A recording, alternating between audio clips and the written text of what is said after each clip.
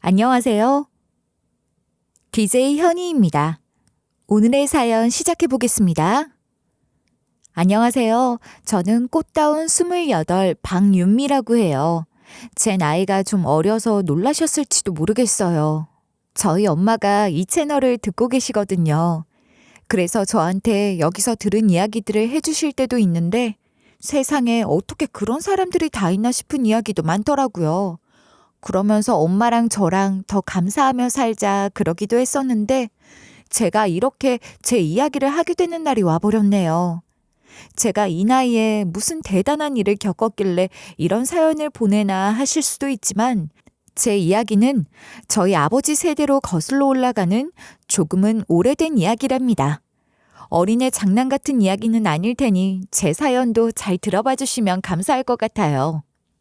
저는 아직 30도 안 된 나이지만 1년 뒤인 29에 결혼하기로 예정된 약혼자가 있어요. 그 예랑이와 저의 인연이 바로 저희 두 사람의 아버지들 인연에서부터 시작된 거랍니다. 저희 아빠와 예랑의 아빠는 고등학교, 대학교를 같이 다닌 절친이었고 대학 졸업 후에는 각자 회사 생활을 하다가 어느 시점에 두 분 다 회사를 그만두시고 의기투합해 공동투자, 공동대표로 사업을 같이 하시게 됐던 거예요.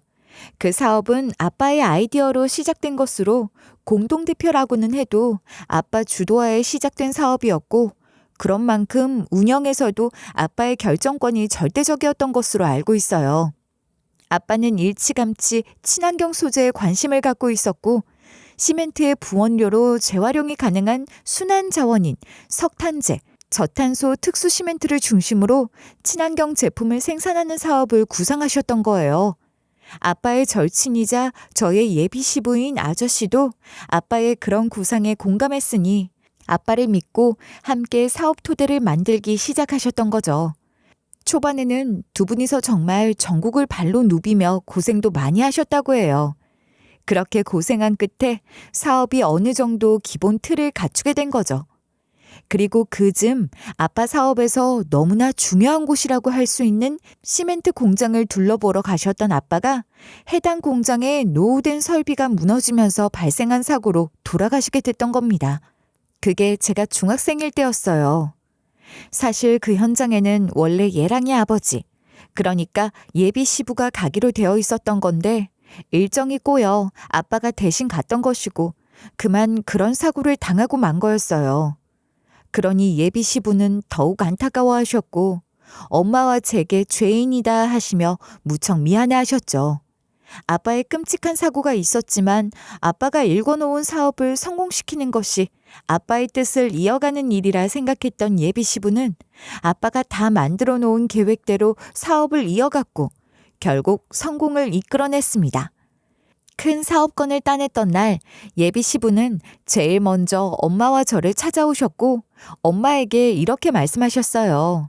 재수 씨, 오늘은 정말 뜻깊은 날이에요. 저희 회사가 아주 큰 건을 계약했거든요. 방 대표가 만들어 놓은 제품들이 이제 드디어 빛을 보게 될 거예요. 그동안 수고 많으셨어요. 고생 많이 하셨던 거 알아요. 축하드려요. 윤미 아빠도 정말 기뻐하고 있을 거예요. 제가 뭐 한 게 있나요?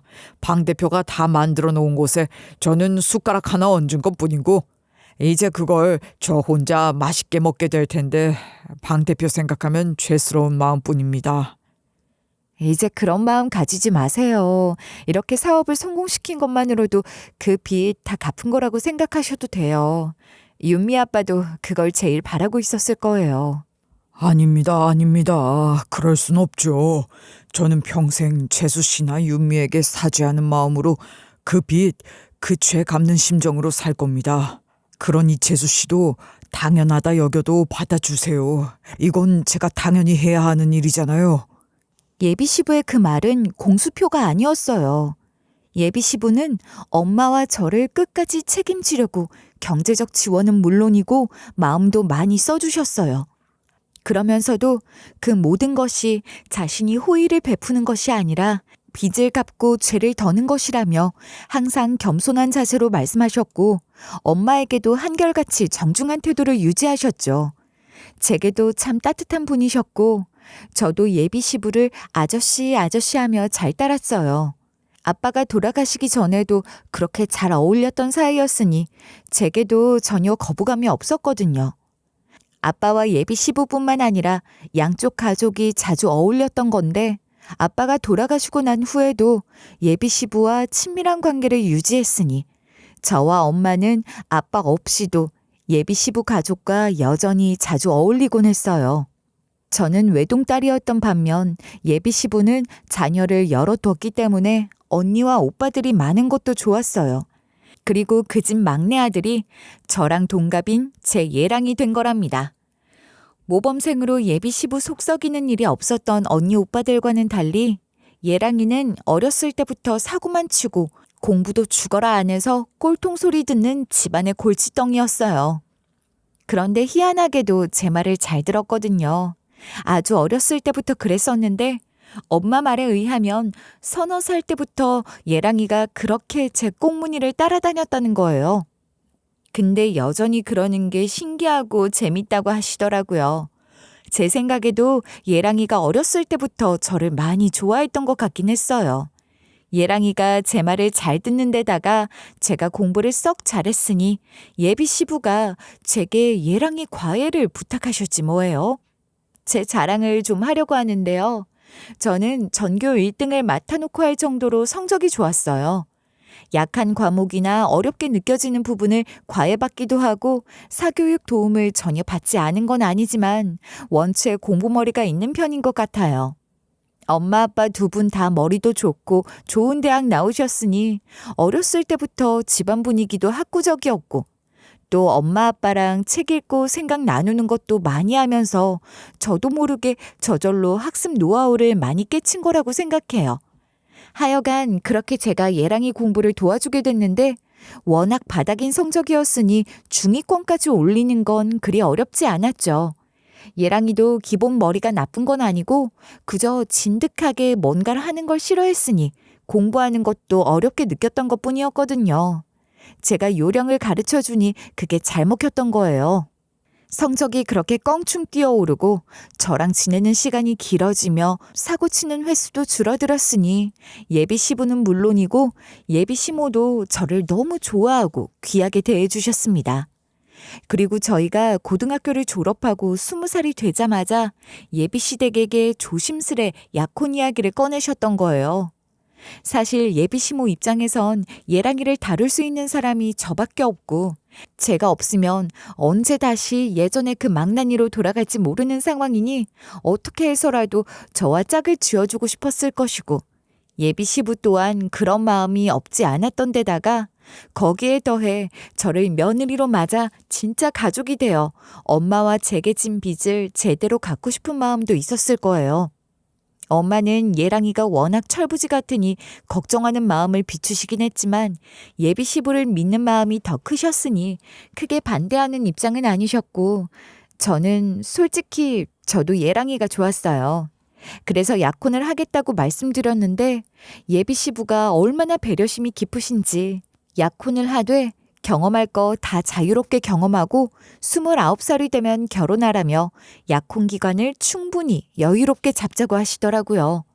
뭐라고 해도 결혼은 족쇄라며 제게 그렇게 말씀해 주셨는데 예비 시부가 아니라 아빠 친구, 아니 친정아빠처럼 느껴졌던 것 같아요. 예비 시부의 저에 대한 지극히 깊은 마음을 충분히 알 수 있었답니다. 저와 예랑이는 대학을 졸업 후 둘 다 예비 시부 회사에 입사했어요.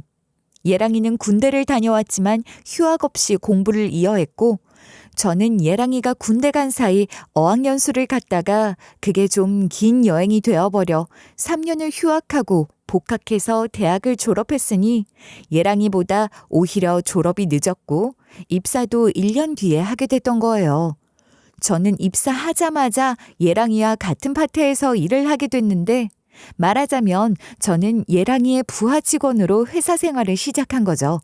예랑이는 물론이고 예랑이의 누나와 형들도 모두 시부회사에서 일하고 있었는데 누구 하나 예외 없이 신입사원으로 입사해 일반 직원과 같은 승진 체계를 밟고 있었어요. 물론 승진 과정에서 유리한 점이 없었다고 할 수는 없으나 대놓고 낙하산 인사를 시키진 않았어요. 저희 회사는 능력을 인정받으면 누구라도 빨리 승진을 할 수 있는 시스템을 갖춘 회사거든요. 그렇게 입사한 이래로 쭉 저는 예랑이와 같은 부서에서 일을 하고 있었어요. 저희 부서는 소수의 인원으로 구성된 굉장히 젊은 부서로 부서원 전체가 20대였고 작년에 예랑이는 부서 책임자가 됐답니다. 예랑이는 저보다 입사를 먼저 한 덕분에 제 상사이자 부서 책임자까지 되긴 했지만 솔직히 말해서 일을 진짜 못해요. 여기서나 하는 말이긴 한데 진짜 해도 너무하다 싶을 정도로 일을 못했단 말이죠. 일머리도 없는 데다가 애정이나 열정이 없으니 능력치가 올라갈 수가 없는 거였다고 생각해요. 그렇거나 말거나 능력이 없는 건 사실이니 그런 건 누구라도 보면 바로 알 수 있는 거잖아요. 그러니 저희 부서 다른 직원들도 그런 사실을 다 알고 예랑이한테 보고해야 할 걸 굳이 저한테 먼저 물어보고 보고를 올리고 그런 식이었어요. 왜냐하면 어차피 제가 얘랑이 하는 일을 다 도와주고 있었으니 제가 먼저 파악하도록 하는 게 효율적이라는 걸 부서원들끼리는 다 알고 있었던 거죠. 그런데 얘랑이도 그런 저희 팀 분위기를 너무 잘 알고 있었으니 차츰 제게 자격지심을 갖기 시작한 거예요. 그럴 만도 하다 싶긴 했어요. 뭔가 새롭게 추진해야 하거나 결정해야 하는 순간이 되면 누가 먼저랄 것도 없이 부서 직원들이 모두 저를 쳐다봤고 회의 같은 것도 예랑이가 상석에 앉으면 뭐하냐고요. 진행은 거의 제가 하는 거나 다름없었던 거예요. 그렇게 예랑이가 제게 열등감을 갖고 있다는 걸 저도 의식하고 있긴 했는데 그즘 이놈이 회사 격리랑 바람이 났다는 걸 알게 된 겁니다. 심지어 저는 그 사실을 알지도 못했고 예비 시부한테 걸려서 저까지 알게 됐던 거예요. 저는 일이 너무 재미있었고 제가 그 일을 주도할 수 있다는 것도 동기부여가 됐던 덕분에 야근을 많이 했어요. 예랑이가 해야 할 부서장 역할을 제가 다 했으니 제 업무량이 많기도 했고 제가 좋아서 한 것이기도 했죠. 제가 그렇게 일에 빠져 있는 사이 예랑이는 바람을 피웠던 것이고 저는 그걸 알아채지도 못했던 거예요. 그런데 그것들이 예비 시부도 자주 가시는 일식집에서 데이트를 하다가 딱 걸렸다고 하더라고요. 대체 뭐 어쩌고 있었길래 예비 시부가 그것들이 바람을 피우고 있다는 걸 바로 알아보셨는지 생각하기도 싫었어요. 제가 나설 것도 없이 예비 시부가 노발대발하며 예랑이를 쥐잡듯이 잡으셨고 그 격리는 바로 해고됐습니다. 예비 시부는 저를 예비 시댁으로 불러서 제가 보는 앞에서 예랑이를 다시 한번 호되게 야단치셨어요. 네가 도대체 정신이 어떻게 된 놈이길래 그딴 짓을 하고 돌아다녔단 거냐? 회사에서 그런 직책에 앉혀놨으면 네 역할 제대로 할 생각을 해야지. 윤미는 늦도록 야근을 하는 동안 바람을 펴? 네가 그러고도 할 말이 있냐? 아버지 잘못했어요. 제가 정말 아주 잠깐 실수를 한 거고 금방 정리하려고 했던 거거든요. 시끄럽다. 그게 다 네가 배가 불러서 그런 게지. 네가 쓰고 다니는 카드 당장 내놓고 차 키도 내놔. 앞으로 나나 네 형들 출근할 때 그 차로 같이 출근하고 용돈 받았으면서 지내라. 알겠냐? 예비 시부는 그렇게 경제적인 부분부터 묶어버리셨고 통금 시간을 정해주시고 매일 업무 보고를 예비 시부에게 별도로 하도록 지시하시기도 하셨어요. 그러니 예비 시모가 옆에서 듣고 있더니 예랑이 역성을 들면서 예비 시부를 말리는 듯이 하시더라고요. 아유 여보, 듣고 있는 내 숨이 다 턱턱 막히네요. 너무 그러지 마세요. 애 숨 쉴 구멍을 만들어줘야죠. 그러다 애 엇나가기라도 하면 어쩌려고 그러세요? 이게 지금 그런 식으로 말랑말랑하게 생각할 일이야. 당신이 이런 식이니 애가 더 정신을 못 차리는 거 아니냐고. 당신도 아들이랑 같이 혼 좀 나봐야 그런 소리 안 하지, 어? 예비 시부는 예비 시모한테도 벼락같이 화를 내셨는데 예비 시부가 그렇게 화를 내는 모습은 저도 처음 봤거든요. 평소에 그러시는 분이 아니셔서 솔직히 많이 놀랐고 제가 혼나는 것도 아닌데 좀 무섭기까지 했어요.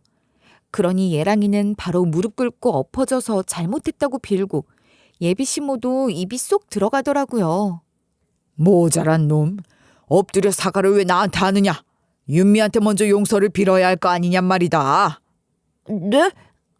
네, 아버지. 아니, 윤미야, 내가 정말 잘못했어. 내가 그러려고 그랬던 게 아니야. 정말이야. 다시는 이런 일 없을 거야. 그러니까 제발 용서해줘. 예비 시부의 불호령에 예랑이는 눈물 콧물 다 짜며 저한테 온갖 변명 다 늘어놓으며 싹싹 빌었죠. 예비 시부도 그렇고 예비 시모 보기도 좀 그래서 그 자리에선 그냥 대충 들어주는 척 정도만 했었는데 저를 배웅하겠다고 나온 예랑이가 저랑 둘만 있게 되니 자기가 평소에 저한테 갖고 있던 열등감이나 자격지심에 대한 이야기도 하면서 나름대로 솔직하게 털어놓고 비는 것 같긴 했어요. 그래서 저도 일단은 그렇게 넘어가고 지켜보기로 한 거예요. 예랑이는 그 여자와 확실히 헤어졌고 더 이상의 관계는 유지하지 않고 있는 것 같았으니 일단은 기회를 줘보자고 생각을 했죠. 마음을 그렇게 먹고 넘어가 주기로 했다고는 하지만 예랑이나 저나 그런 일을 겪었는데 어떻게 전과 같을 수 있겠어요. 게다가 바람 피우고 있다는 걸 알기 전에도 저는 일에 빠져 있느라 예랑이와 같이 보내는 시간이 그리 많지 않았으니 그 사건 이후로 사이가 더 서먹해지기만 했어요. 그런 상황에서도 예비 시부만큼은 제게 더 다정하게 대해주셨고 예랑이에게는 찬바람 쌩쌩 불며 엄격하고 혹독하게 대하셨거든요. 그러니 예랑이는 더 주눅이 들어 있었을 거예요. 그러다 예랑이가 오토바이를 타고 나갔다가 큰 사고를 당하게 된 겁니다. 게다가 사고가 난 날 예랑이가 저를 데리러 오다가 그런 사고가 난 거였어요. 제가 야근을 하다가 같이 남아있던 직원 몇 명이랑 늦은 저녁을 먹으며 술을 좀 많이 마셨고 직원 중 한 명이 예랑이한테 연락을 하며 예랑이가 급하게 오토바이를 타고 나왔다가 사고를 당한 거예요. 연락을 받고 병원으로 가니 예비 시모는 울고불고 난리가 났더라고요. 내 아들 이제 어떻게 하냐. 저대로 어디 하나 못 쓰게라도 되는 건 아니겠지. 너랑 같이 있다는 그 직원 연락받고 너한테 간다며 불이 나게 나가더니 세상에 그 길로 이런 사고를 당한 거야. 예비 시모가 그런 말을 하지 않아도 저로서는 충분히 난감하고 미안한 상황이었고 예랑이가 무사히 깨어나기만을 바랐어요. 긴 수술을 받은 예랑이는 생명에는 지장이 없다고 했고 시간이 흐르면 다친 곳들도 점차 회복이 될 거라고는 했지만 문제는 의식을 못 찾고 있다는 거였습니다. 그렇게 예랑이는 혼수 상태에 빠졌고 예비 시모의 말도 있었으니 저는 예랑이가 그렇게 된 게 제 탓인 것만 같은 죄책감을 느끼기도 했어요. 저와의 관계, 또 저 때문에 예비 시부가 더욱 엄격하게 대했던 것이 사실이니 그런 것들이 스트레스가 되어 예랑이를 그렇게 내몬 것만 같았던 겁니다. 시간이 흐르며 병원에서 말한 것처럼 다친 부위인 모두 잘 회복이 되었어요. 신체적으로는 아무 문제가 없는데 사고가 날 때 머리 손상이 심했던 것인지 의식을 계속 회복하지 못하는 것이 여전히 문제였어요. 상황이 그렇게 되니 병원에선 더 이상 치료나 처치를 받을 것이 없는 것이니 퇴원해서 익숙한 환경에서 돌보는 것이 의식 회복에 더 유리할 수도 있다며 예비 시모가 예랑이 퇴원을 적극적으로 추진하시더라고요. 예비 시모가 집에서 잘 보살피고 싶다고 하시면서 말이에요. 병원에서도 그렇게 하라고 해서 예랑이는 집으로 옮겨 집에서 돌봄을 받게 됐고 그 후 저도 예비시댁에 가서 예랑이의 상태를 살폈어요. 매일같이 예비시댁에 가서 예랑이를 보지는 못했지만 얼굴을 보지 못하는 날에도 간절한 마음으로 매일 예랑이를 위한 기도를 하며 예랑이의 회복을 기원하고 기다렸습니다. 예랑이가 사고를 당하기 직전에 예비시부는 사업 확장 문제로 일본에 장기 출장을 나가 계시는 상태였어요. 예비시부에게 예랑이 사고 소식을 알리는 것을 두고 예비시모가 먼저 그러시더라고요. 너도 알다시피 일하러 나가 계시는 분 아니냐. 괜히 마음 쓰게 하지 말고 당분간만이라도 비밀로 하는 게 좋겠어.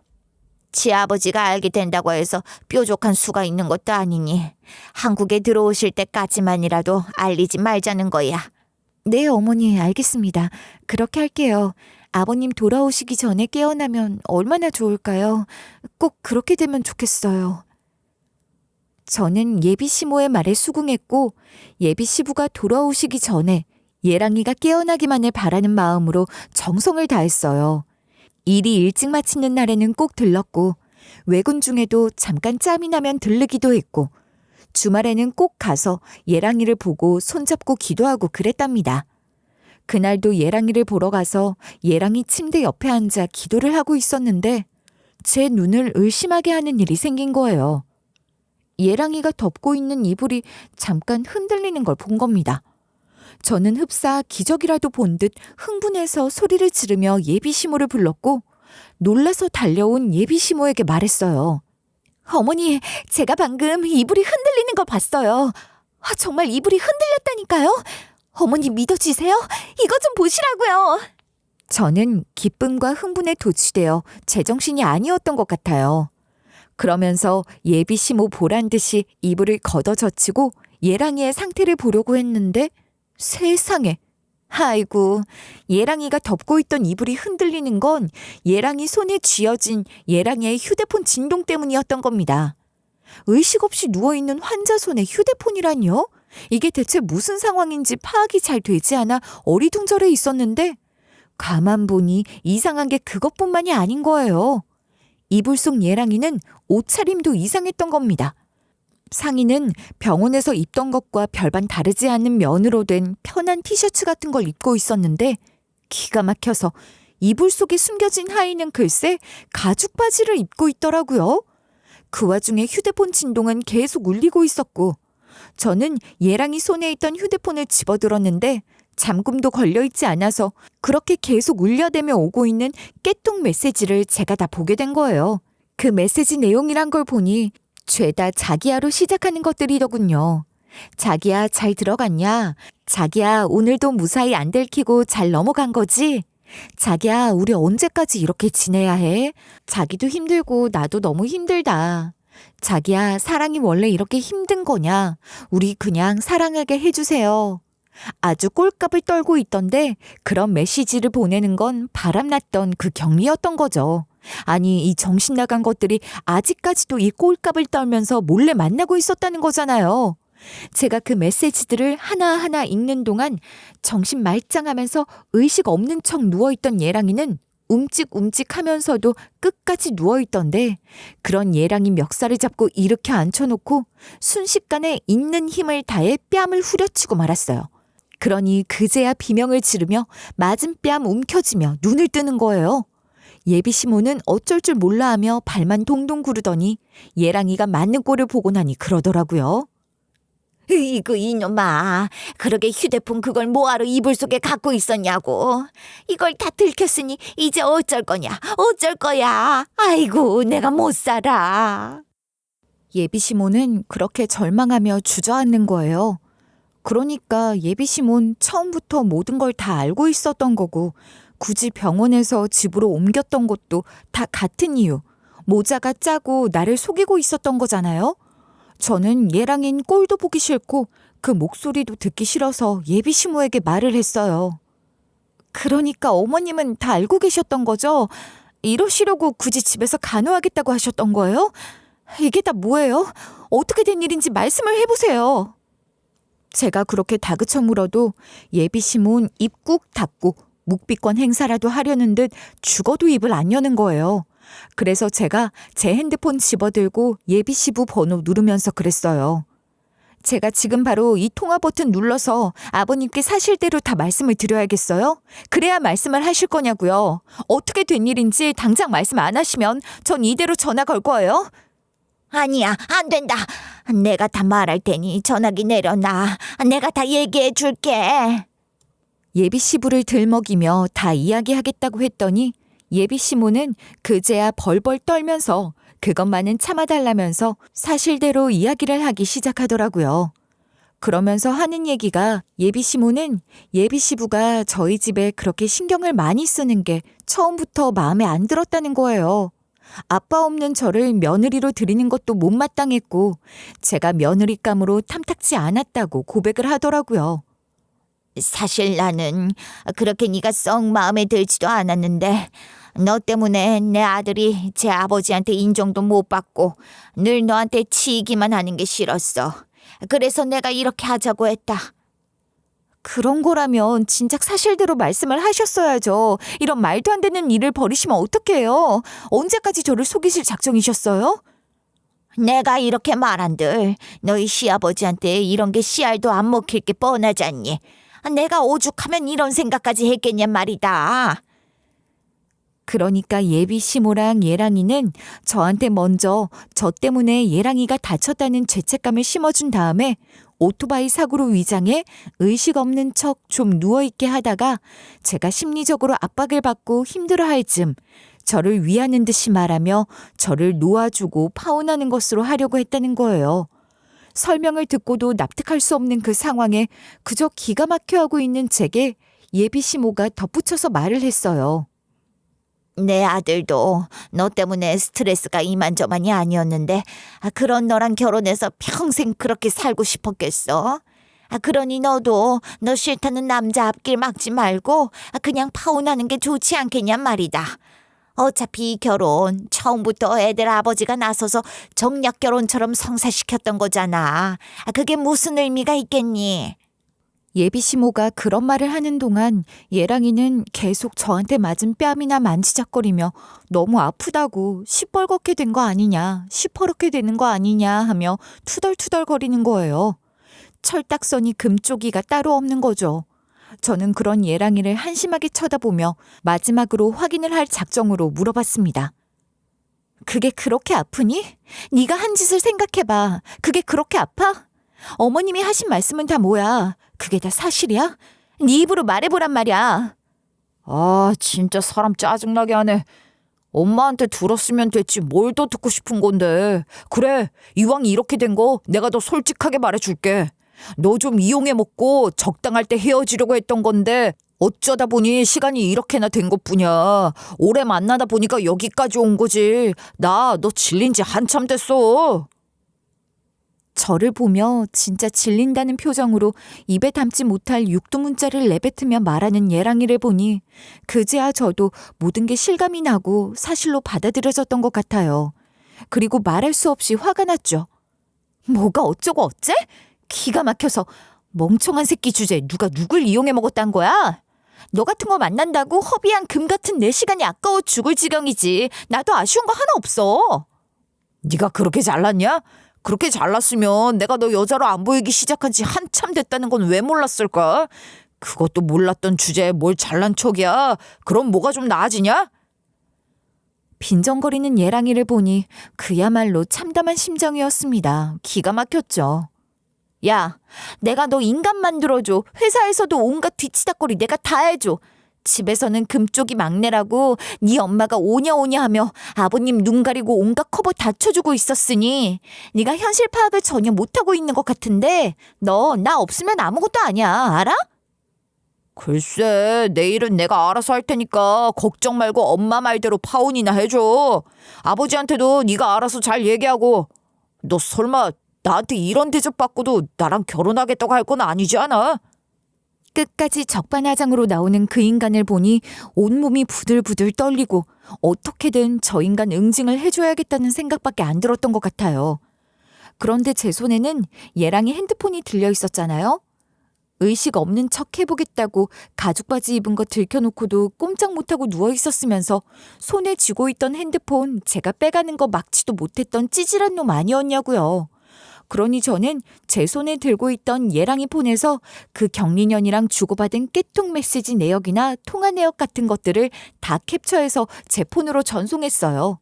그 정도 증거는 확보해놔야겠다 싶었거든요. 제가 그런 것들 캡처하고 있으니 예비 시모와 예랑이는 펄쩍 뛰며 난리가 난 거죠. 너 지금 뭐 하는 거야?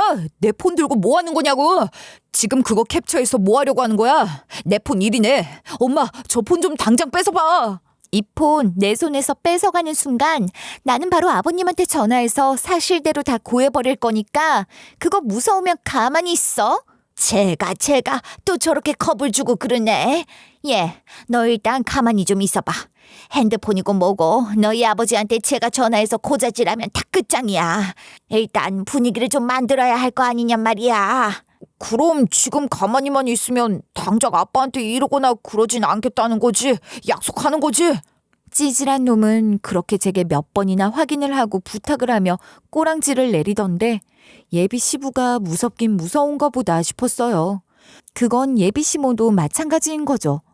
둘 다 예비 시부 말만 꺼내면 벌벌 떠니 저는 그렇게 예비 시부를 방패 삼아 필요한 증거들을 다 전송해 놓고 얘랑이 폰 돌려주며 화장실에 다녀올 테니 기다리라고 어떻게 하면 좋을지 이야기하자 하고 화장실에 가서는 예비 시부한테 증거 자료를 문자로 다 보냈어요.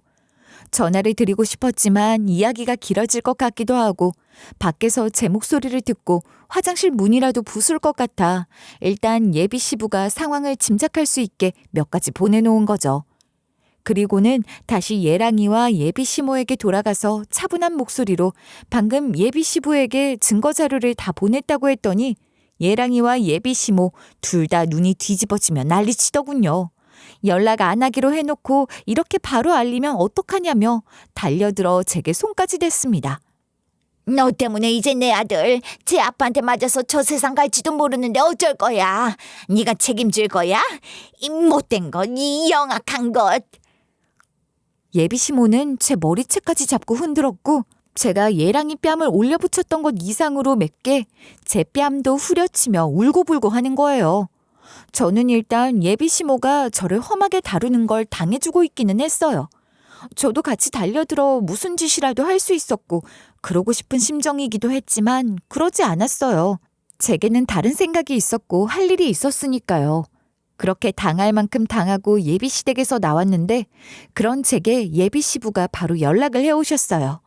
예비 시부는 제 문자를 받고 그 길로 바로 비행기를 타고 한국으로 날아온다고 하셨죠. 도쿄에 계셨으니 어디 어지간한 지방에 계셨던 것보다 빨리 오시더라고요. 예비 시부는 한국으로 오시며 제게 전화를 하셔서 도착 시간을 알려주시고 시간 맞춰 예비 시댁으로 오라고 하셨어요. 그 전화 받을 때는 저는 예비 시댁 앞에 주차한 제 차 안에 있었던 거죠. 저는 그렇게 차에 앉아서 예비 시부가 오시기를 기다렸고 일부러 헝클어진 머리 손질도 안 했고 뺨도 부풀어 오르게 뒀어요. 예비 시부 차가 골목에 들어서는 걸 보고 차에서 나가 예비 시댁 앞에서 예비 시부를 맞았는데 예비 시부는 제 꼴을 보고 바로 무슨 일이 있었는지 알아채시더군요. 그것들이 그런 짓을 벌인 것으로도 모자라 뭘 잘했다고 너한테 손까지 댄 거야? 왜? 그것들이 나한테 연락했다고 하니 너한테 이런 짓을 한 거야? 예비 시부는 누구보다 예비 시모나 예랑이를 잘 아시는 분이시니 그 두 사람이 어떻게 했을지 짐작을 하고도 남으셨을 테고 저를 측은한 눈으로 한참을 쳐다보시더니 저를 이끌고 예비 시댁으로 들어가셨습니다. 저는 그렇게 예비 시부 대동하고 예비 시댁으로 다시 들어갔고 예비 시부는 제게 다시 한번 모든 사실을 말해보라고 하셨어요. 제가 보내드린 증거 사진들로 이미 짐작은 하고 계셨겠지만 자초지종이 듣고 싶으셨을 거예요. 그래서 저는 제가 겪고 보아 알게 된 모든 것들을 차례대로 말씀드렸고 확보해 놓은 증거 사진들도 보여드렸습니다. 제가 그렇게 말씀을 드리는 동안 예랑이랑 예비 시모는 예비 시부 눈치를 살피며 어떻게든 자기들 입장을 어필해 보려고 오죽했으면 이런 짓까지 벌였겠냐. 결혼까지 당신이 나서서 일방적으로 그러니 애가 엇나가는 거 아니냐. 맞아요 아빠 사랑이 죄는 아니잖아요 하며 가짠지도 않은 소리를 해대니 한마디 보탤 때마다 예비 시부는 점점 더 크게 화를 내며 불호령 내리셨어요. 그렇게 제 말씀을 다 들으시고는 잠시 생각에 잠기셨던 예비 시부가 제게 물으시더라고요. 윤미야, 네 생각을 말해봐. 너는 어떻게 하고 싶으냐? 나는 전적으로 네 뜻에 따를 작정이야. 네가 하고 싶다는 대로 해줄 테니 말해봐.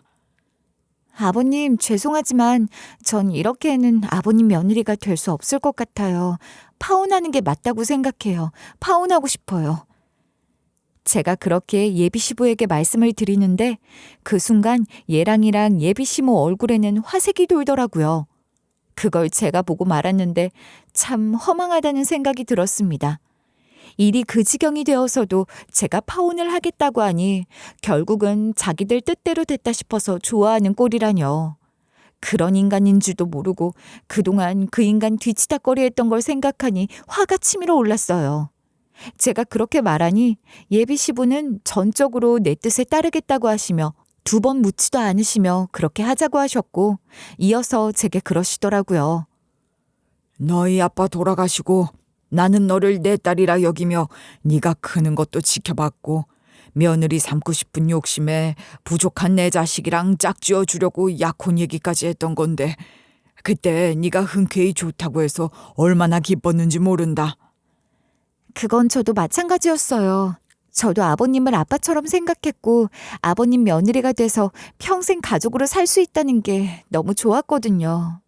회사에서도 일 잘하는 너를 보며 네 아빠 생각을 얼마나 많이 했는지 몰라. 네가 네 아빠를 참 많이 닮았잖니. 너를 며느리로 맞아 평생 곁에 두고 네 아빠 생각을 더 많이 하고 싶었는데. 예비 시부는 그런 말씀들을 하시며 눈물까지 보이셨어요. 그런 예비 시부의 모습을 보니 저도 가슴이 먹먹해져서 눈물이 흘렀고 말없이 그렇게 한참을 있었던 것 같습니다. 이윽고 감정을 좀 추스린 예비 시부가 말씀을 이어가셨어요. 그러나 그건 다 내 욕심인 것이고 네가 원하는 대로 해줄 거야. 그래야지. 미안하다 윤미야. 내가 정말 미안해. 저는 그렇게 예비 시부의 미안하다는 말씀만 연거푸 들으며 파혼을 하게 된 거나 다름없었죠. 그러나 화색 돌던 예랑이와 예비 시모에게 저와의 파혼은 해피엔딩이 아닌 고난의 서막이었답니다. 그것들은 그것도 모르고 그저 파혼하게 됐다며 좋아서 미칠 지경이었을 텐데 예비 시부 눈치가 보이니 대놓고 좋은 내색은 못하고 자기들끼리 좋아서 어쩔 줄 모르는 감정이나 나누고 있더라고요. 그런데 저조차도 꿈에도 모르고 있던 일을 예비 시부가 말씀하셨어요. 예비 시부는 일부러 저와 예랑이의 파혼이 확정된 후에 그 사실을 밝히셨던 거예요. 저조차도 전혀 몰랐던 그 사실은 저희 엄마가 회사의 최대 주주였다는 것이었습니다. 저도 놀랐지만 예랑이와 예비 시모는 거의 기절할 지경이더라고요. 저희 엄마가 최대 주주라니 자기들한테 어떤 불이익이 올지 몰라 두렵기도 했을 것이고 아빠 없이 그저 예비 시부 도움으로 빌붙어 있는 존재라고 생각했던 제게 그런 영향력을 가진 엄마가 있다는 것도 모르고 저를 놓쳤으니 땅을 치고 후회할 정도로 아까웠을 겁니다. 그런데 뭐 저희 엄마가 개입할 것도 없이 예비 시부 선에서 처리할 수 있는 일들도 많았던 거예요. 여러분께서도 이미 알고 계시는 것처럼 예랑이는 저 없이는 아무것도 감당할 수 없는 인간이잖아요. 애초에도 그랬지만 저를 믿고 점점 회사 일에서 손을 떼다시피 했으니 이제 정말 할 수 있는 것 하나 없는 무능력한 인간이 되어버린 거예요. 그리고 저는 더 이상 그런 예랑이 뒤치다꺼리 할 생각이 없었고 예비 시부도 이 모든 것을 잘 알고 계시는 분이셨던 겁니다. 그러니 예랑이는 그날부로 바로 회사에서 해고 처리됐고 저는 예랑이랑 파혼한 것과 상관없이 회사를 그만둘 생각이 없었어요. 그 회사는 예비 시부의 회사이기 이전에 제 아빠의 모든 것이 담긴 곳이니까요. 제게는 아빠의 유산과도 같은 곳이라고 할 수 있는 곳이었어요. 그러니 저는 계속 그 회사에서 일하고 싶다고 예비 시부에게 제 뜻을 밝혔고 예비 시부는 저를 상무로 승진시킬 거라고 하셨답니다. 예비 시모와 예랑이는 그 상황이 되니 또 울고불고 하며 예비 시부에게 원망 섞인 말들을 해댔어요. 아빠 어떻게 이러실 수가 있어요. 제가 아빠 아들인데 어떻게 저를 해고하고 쟤를 상무에 올리시냐고요. 아빠 정말 너무하시는 겁니다. 어떻게 이렇게까지 하세요. 뭐야? 유미 없었으면 너는 이미 중학생일 때 인간 쓰레기 돼서 대학이고 뭐고 어떻게 됐을지도 모른다. 너는 대체 양심도 없는 거냐? 아니면 그것도 벌써 다 잊을 정도로 머리가 나쁜 거냐? 네가 더 잘 알지 않아? 어떻게 그렇게 옛날 생각을 못하는 거냐? 정신 차리려면 아직 멀었다. 정말 너무하네요. 당신이 이러시니 우리 애가 더 길을 못 펴는 거잖아요. 당신이 늘 이런 식이니 애가 무슨 일을 제대로 할 수나 있었겠냐고요. 쟤만 아니었으면 우리 아들 훨씬 잘 됐을 거예요. 당신이야말로 그만 좀 해. 누가 자식 망치고 있는지 정말 몰라. 당신도 쟤랑 같이 정신 차리려면 아직 멀었어. 더 들어줄 수도 없는 얘기 그만해. 윤미가 그동안 저 녀석이 인간 만들겠다고 뒤에서 해준 게 얼만데 그걸 다 알면서 그런 소리를 해? 어디 할 말 더 있으면 해봐. 예비 시부가 소리를 지르며 호통을 치니 예랑이도 예비 시모도 꿀먹은 벙어리가 되고 말더군요. 저는 예비 시부에게 감사드린다고 짧게 인사하고 그렇게 예비 시댁에서 나왔습니다. 차에서 앉아서 예비 시부를 기다리는 동안 제가 당한 일들을 곱씹으며 너무나도 분했고 예비 시부가 도착하시기만 하면 예랑이며 예비 시모에게 제대로 한 방 날리고 미련 없이 파혼하겠다고 생각했던 저였으니 그 순간 홀가분하고 후련할 줄 알았는데 생각보다 서럽고 슬픈 마음이 더 강하게 밀려오더라고요. 함께 지낸 세월이 있으니 제 어린 시절 추억들이 한꺼번에 떠오르기도 했고 이렇게 되긴 했지만 저도 예랑이를 좋아했던 마음이 있었으니 그랬던 것 같아요. 결혼까지 생각했던 사람이고 내년이면 정말 바로 결혼을 할 거라고 철석같이 믿고 있었으니까요. 또 시댁이 될 것이라 생각했던 그 집도 제가 참 좋아했었어요. 좋은 추억이 많은 그 집에서 행복하게 살 거라 생각했었는데 그 모든 것이 물거품이 됐다는 게 그제야 실감났던 것 같아요. 그러나 아무리 아쉬워도 돌이킬 수 없게 된 거죠. 물론 돌이키고 싶다는 건 아니에요. 그런저런 회한에 잠깐 젖었었다는 이야기를 하는 것뿐이에요. 그런데 제가 그런 감상에 젖을 시간을 그리 오래 주지도 않더라고요. 누가 그러냐고요? 누구긴 누구겠어요. 전 예랑이랑 전 예비 시모 말고 그럴 사람이 또 누가 있나요? 그 둘이 번갈아 가며 뻔질나게 제게 연락을 하는 거예요. 제가 아무리 해도 연락을 받아주지 않으니 어느 날은 둘이 같이 저희 집 앞에 진을 치고 기다렸던 모양이더라고요. 그날도 제가 꽤 늦게까지 야근을 하고 들어간 건데 그 시간까지 쭈그리고 앉아 기다리다가 제가 나타나니 벌떡 일어나선 누가 먼저랄 것도 없이 아주 그냥 난리인 거죠. 왜 이렇게 늦었어? 오늘도 야근했어? 너무 무리하는 거 아니야? 이제 상무님까지 되셨는데 웬만한 건 다른 직원들한테 좀 맡기고 넌 쉬엄쉬엄 좀 해. 그래도 되잖아. 그렇지. 상무라는 게 아무나 되는 게 아니잖아. 능력 있는 너니까 그 젊은 나이에 상무가 다 됐지 않겠니? 유미야, 그러니 그렇게 능력 있는 네가 우리 아들 한 번만 봐주면 안 되겠니? 네? 지금 무슨 말씀하시는 거예요?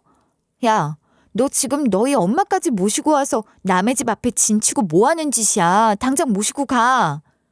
윤미야, 그러지 말고 나 용서해주면 안 될까? 나 이제 완전히 정신 차렸어. 내가 정말 미친 짓을 벌였던 거더라. 정신 차려보니까 그렇더라고.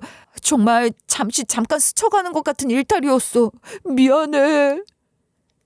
그게 뭐가 됐든 난 이제 아무 관심 없고 그런 말 백날 해봐야 아무 소용 없으니까 헛수고 그만해. 내가 너한테 무슨 희망 같은 게 남아있을 거라고 생각하니? 윤미야, 너도 알잖아. 내가 어렸을 때부터 네 도움 받고 살아서 너한테 자격지심이 너무 커. 내가 생각했던 것보다 그 열등감이 무서운 거더라고.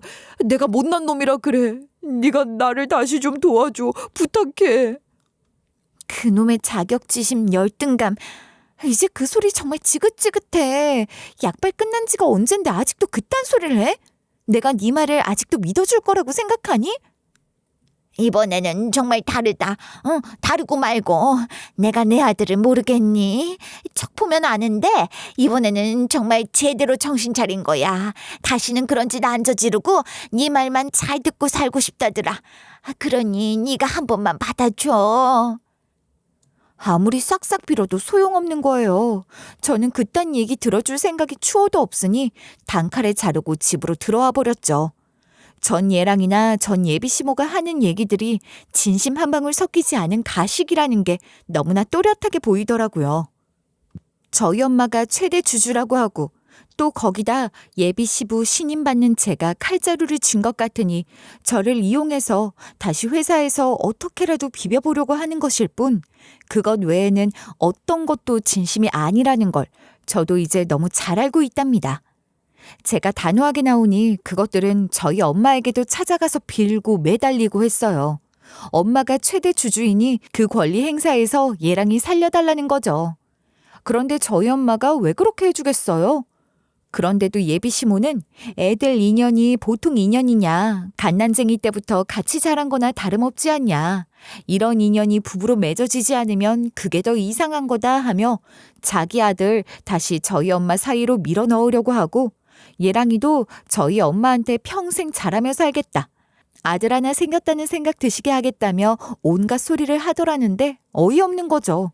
우리 엄마는 처음부터 너 별로였다, 이 멍청한 놈아. 결국 예랑이는 지푸라기 하나 붙들 것이 없었고 회사에서 쫓겨나서 여기저기 다른 회사 기웃거리는 모양이던데 할 줄 아는 거 하나 없이 취직이 되겠어요? 이력서만 보면 어린아이에 부서장까지 했으니 면접 보자고 해서 직접 만나보면 누구라도 바로 알게 될 거예요. 아무 개념도 없는 무능력한 인간이란 걸 말입니다. 그러니 전 예랑이랑 전 예비 시모가 회사까지 쳐들어와서 직원들 다 보는 게 부끄러운 줄도 모르고 저한테 빌고 매달리고 그러더라고요. 저는 정말이지 더 이상 그 두 사람과 직접적으로 상대하기 싫어서 바로 예비 시부에게 다이렉트로 보고했고, 예비 시부는 회사 경비팀 동원에 두 사람 쫓아내고 출입 금지까지 걸어두셨어요. 그렇게까지 한 후에야 겨우 그 두 사람 꼴을 안 볼 수 있게 됐다고요. 정말이지 징그러울 정도로 질척이던데 그 꼴 안 보니 이제야 좀 살 것 같아요. 저는 여전히 회사 잘 다니며 열심히 재밌게 일하고 있답니다. 전 예랑이 누나 형들도 회사에서 자리 잡고 있었고, 둘은 저와 같은 임원으로, 오빠 한 명은 아직 임원은 아니지만 자기 목 충실하게 하고 있어요. 언니 오빠들은 모두 저를 정중하게 대해줘요. 저희 엄마가 최대 주주라는 것을 이제 언니 오빠들도 알게 되어 그런 게 아니냐 할 수도 있겠지만 저는 꼭 그것 때문이라고 생각하지는 않아요. 제 능력을 인정하는 것이기도 하고 무엇보다 저희 아빠에 대한 예의를 갖춰주는 것이라고 생각한답니다. 모두 저희 회사에서 일하고 있으니 저희 아빠가 구축해 놓은 것들이 어떤 것들인지 너무나 잘 알고 있었고 아빠에 대한 존경심도 갖고 있었어요. 그러니 저 또한 언니 오빠들을 존중하고 예의를 갖추며 대하고 있답니다. 엄마는 파혼한 것을 오히려 좋아하시는 것 같기도 해요. 전 예비 시부는 너무 좋은 사람이지만 예랑이는 철부지라 걱정됐던 것도 사실이고 전 예비 시부랑도 잘 안 맞는 것 같아서 내심 불편했다고 말이에요. 엄마가 그렇게 말씀하시니 제 마음도 한결 더 가벼워지는 것 같았어요. 엄마는 최대 주주라는 사실이 알려지게 되어 조금 불편하다고 하셨지만 지금처럼 드러나지 않는 사람으로 있고 싶다고 하세요. 사업에 대해 알지도 못하는 사람이 나서는 게 뭐가 좋아 보이겠냐며 제게 아빠 뜻 이어 좋은 회사 만들라고 응원의 말씀만 늘 듬뿍 해주고 계세요. 전 예비 시부를 저는 다시 아저씨라 부르고 있어요. 아버님이라 불렀던 시간들도 물론 좋았지만 다시 아저씨가 되니 전보다 훨씬 편해진 것 같기도 해요. 같이 밥도 자주 먹고 며칠 전에는 언니 오빠들과 함께 술자리도 한번 가졌었어요. 다들 좋으신 분들이고 저를 많이 존중해 주시지만 저 또한 그분들에게 배울 점이 많다고 여기고 있어요. 예랑이는 이도 저도 안 되니 유학 보내달라며 철부지 같은 소리를 하다가 아저씨한테 대차게 까이고 찍소리도 못하고 있다고 해요.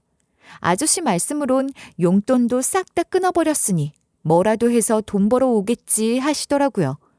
그놈 이제라도 인간 만들어놔야 눈을 감아도 감을 거라 하시며 갈 길이 멀다 하시기도 하셨죠.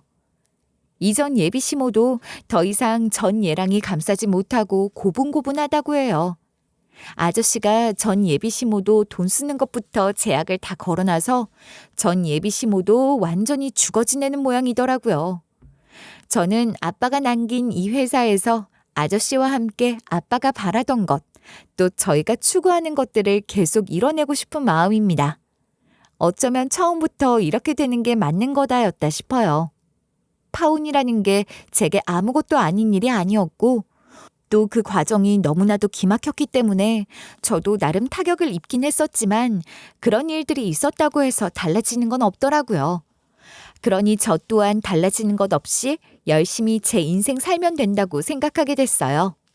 여러분, 오늘 제 이야기 끝까지 들어주셔서 너무 감사드리고요. 앞으로 살아갈 제 인생에도 축복과 용기 불어넣어 주시는 말씀들도 많이 해주시면 좋겠어요. 저 또한 여러분들께 좋은 일들이 가득하길 바라는 마음으로 마지막 인사를 드립니다. 감사합니다.